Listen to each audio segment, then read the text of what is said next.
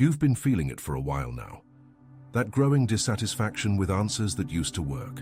That restlessness with situations you've tolerated for years. That sense that the life you've built, as safe and predictable as it is, feels too small for who you're becoming. You're not imagining this. You're not being ungrateful. You're being prepared. And here's what no one tells you about divine preparation. It doesn't always look like comfort and clarity. Sometimes it looks like an invitation so illogical, so far outside your current capacity, that your first instinct is to laugh it off or run from it. The offer is coming, not on a specific date, not from a person you can identify in advance, but it's building in the unseen realm, and when it arrives it will look insane, and that's exactly how you'll know it's from God. Let me be very clear about what I mean by an insane offer.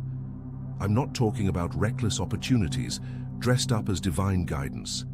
I'm not talking about impulse decisions or schemes that promise quick fixes.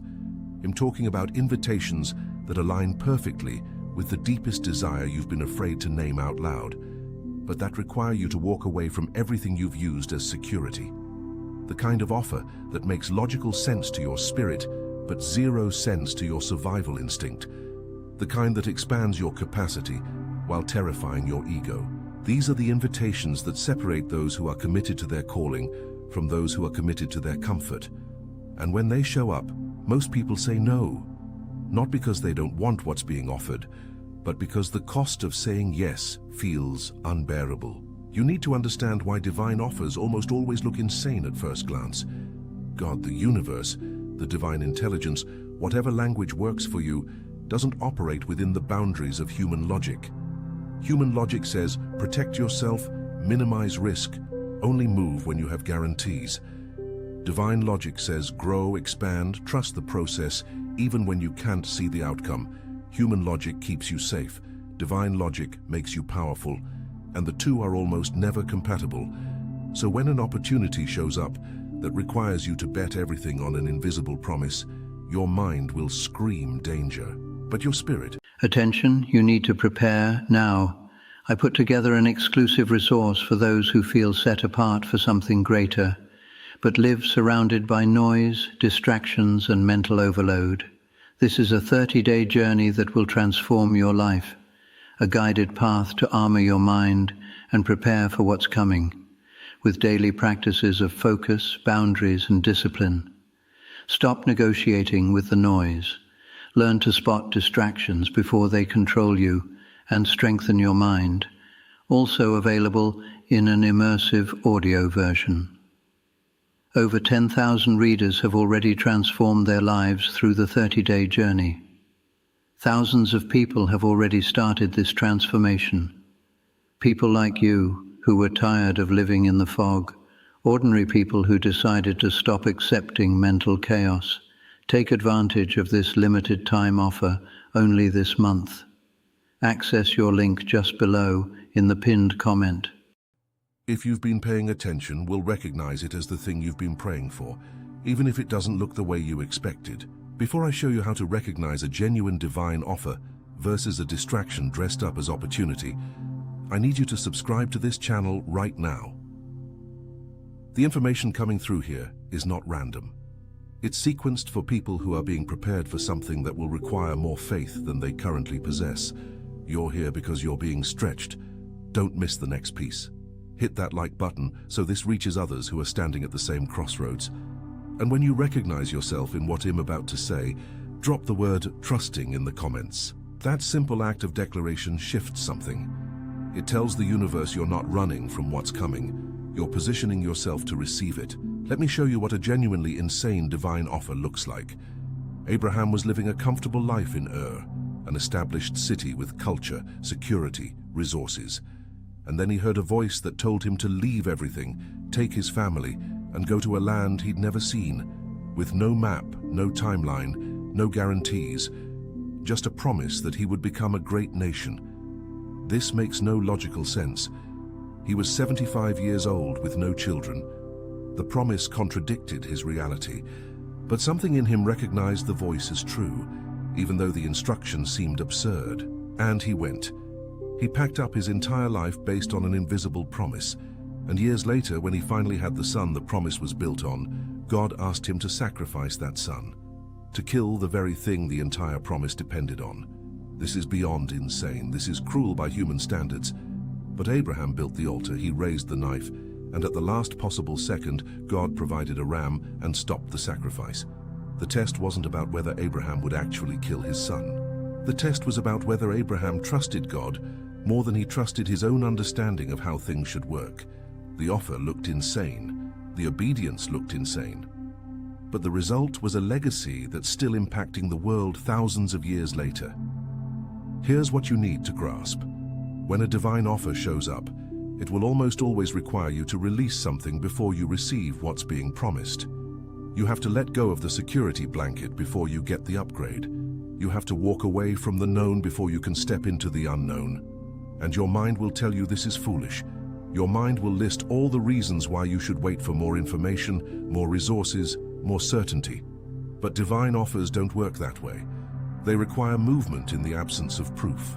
They require trust, when trust feels like the riskiest thing you could offer. Think about Noah. God told him to build an ark because a flood was coming, but it had never rained before. Rain wasn't even a concept in Noah's world, and God told him to spend 120 years building a massive boat on dry land while his neighbors mocked him. 120 years of looking like a fool, 120 years of investing everything into a promise that made zero sense in his current reality. But he built the ark. He gathered the animals. And when the flood came, his obedience was the only thing that saved him and his family. The offer looked insane. The obedience looked insane. But the result was the preservation of all life on Earth. Turn your notifications on right now. Click that bell. The messages coming through this channel over the next few weeks are going to give you the exact markers to distinguish between a divine opportunity and a distraction disguised as one. You can't afford to miss them. This is not theory, this is discernment training for high-stakes decisions. Now let me give you the practical framework for recognizing whether an opportunity is divine or just dangerous. First, check the alignment with your deepest calling. Not your current circumstances, not your immediate desires, but the thing you know, deep in your bones, you were put on this earth to do. Divine offers always move you closer to your purpose, even if they look like a detour. They always require you to become more of who you truly are, even if they strip away the identity you've been hiding behind. If an opportunity is pulling you toward your authentic self, toward the mission you've been avoiding because it feels too big, that's a sign. If it's pulling you toward comfort, toward escape, toward numbing, that's a red flag. Second, notice what it requires you to release. Divine offers almost always ask you to let go of something you've been clinging to for security. A job that pays well but drains your soul. A relationship that's familiar but toxic. A version of yourself that you've outgrown but are afraid to leave behind. If the opportunity requires you to release what's been keeping you safe but small, that's often a sign it's divine. If it requires you to compromise your integrity, to betray your values, to diminish yourself, that's a sign it's a trap. Third, pay attention to the internal response, not the fear. Fear will always show up when you're being asked to grow, but beneath the fear, is there a yes? A quiet knowing that this is what you've been preparing for, even if you don't feel ready? Divine offers often come with a simultaneous sense of terror and recognition. You're afraid because it's bigger than you, but you recognize it because it's been calling you for years. If there's no recognition, if it's just fear or just excitement with no depth, be cautious. True divine invitations resonate at the soul level, not just the ego level. Let me give you another example. Mary was a young woman, probably a teenager, engaged to be married in a culture where purity was everything, and an angel showed up with an offer. You're going to carry the Son of God. This offer could cost her everything, her reputation, her relationship, her life. In her culture, pregnancy outside of marriage was punishable by stoning. The angel wasn't offering her safety. He was offering her a mission that would require her to trust God more than she trusted her own survival. And her response, after asking one clarifying question, was simple. Let it be to me according to your word. She said yes to an insane offer, and that yes changed the course of human history. If you haven't shared this message yet, do it now.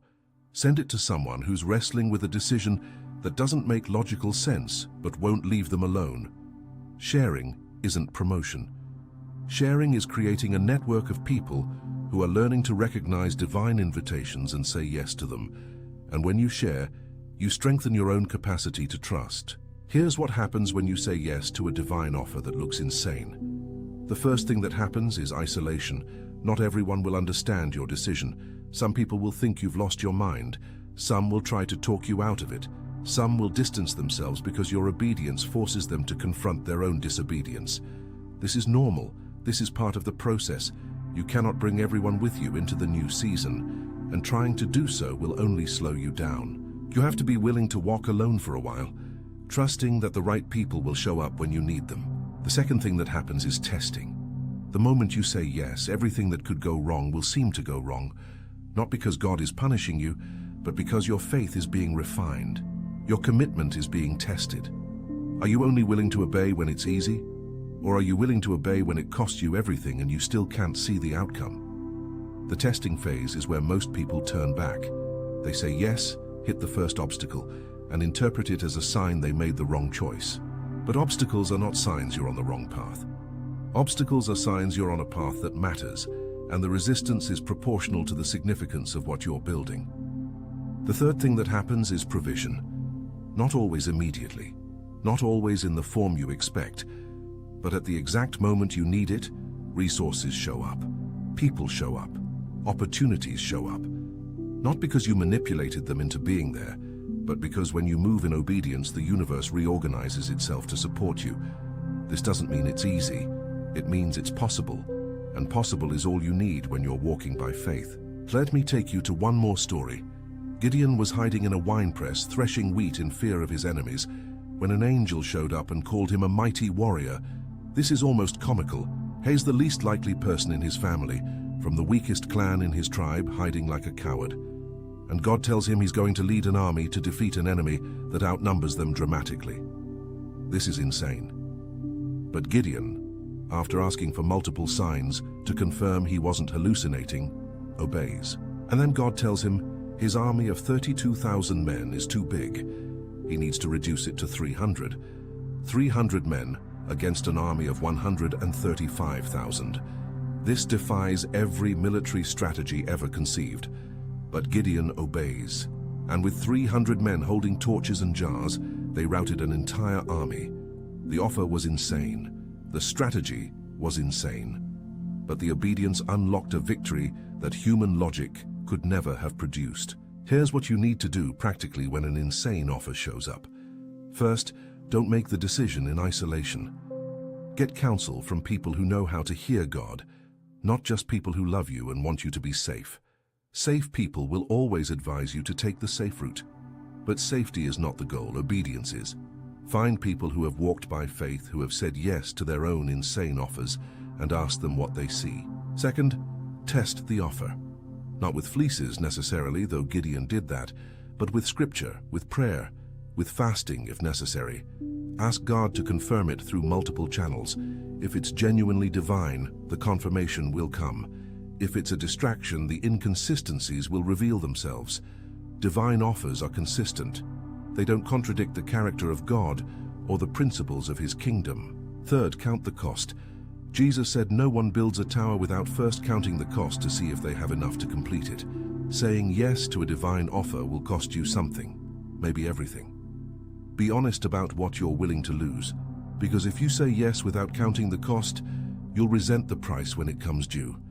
But if you count the cost and say yes anyway, you'll have the strength to endure when the cost is extracted.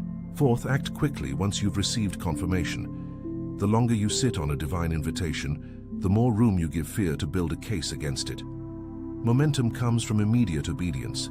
You receive the prompting, you test it, you confirm it, you move. Delay is the enemy of faith. You also need to understand that not every opportunity that looks big is divine. The enemy offers counterfeits, opportunities that look shiny and promising, but are designed to distract you from your true calling. Here's how to tell the difference.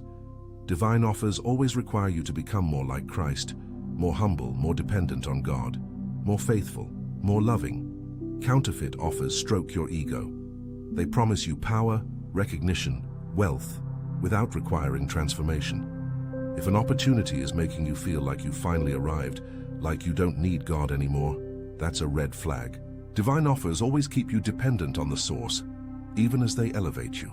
Let me tell you what happens when you learn to recognize and say yes to divine offers that look insane. You build a track record of faithfulness that makes future obedience easier. The first insane offer is terrifying. The second one is still scary, but less shocking.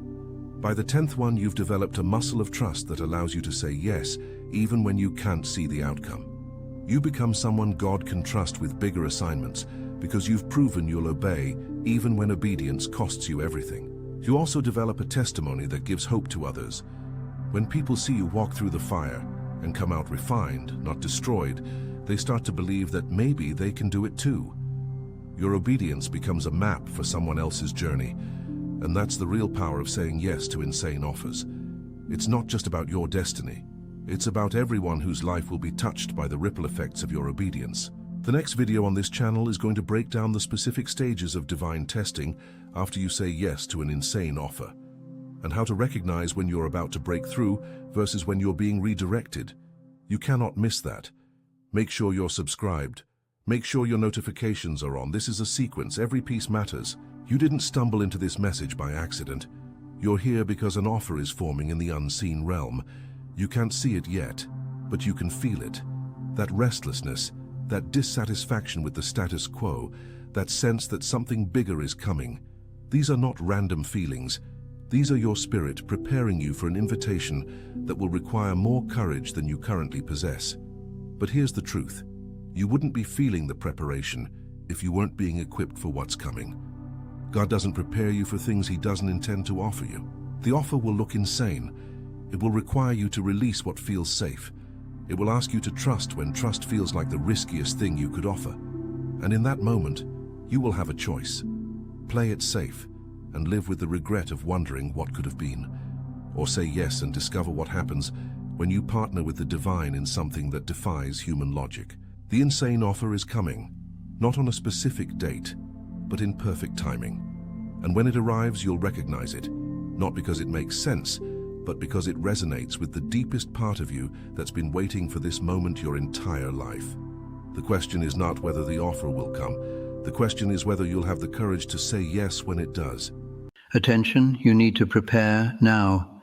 I put together an exclusive resource for those who feel set apart for something greater, but live surrounded by noise, distractions, and mental overload.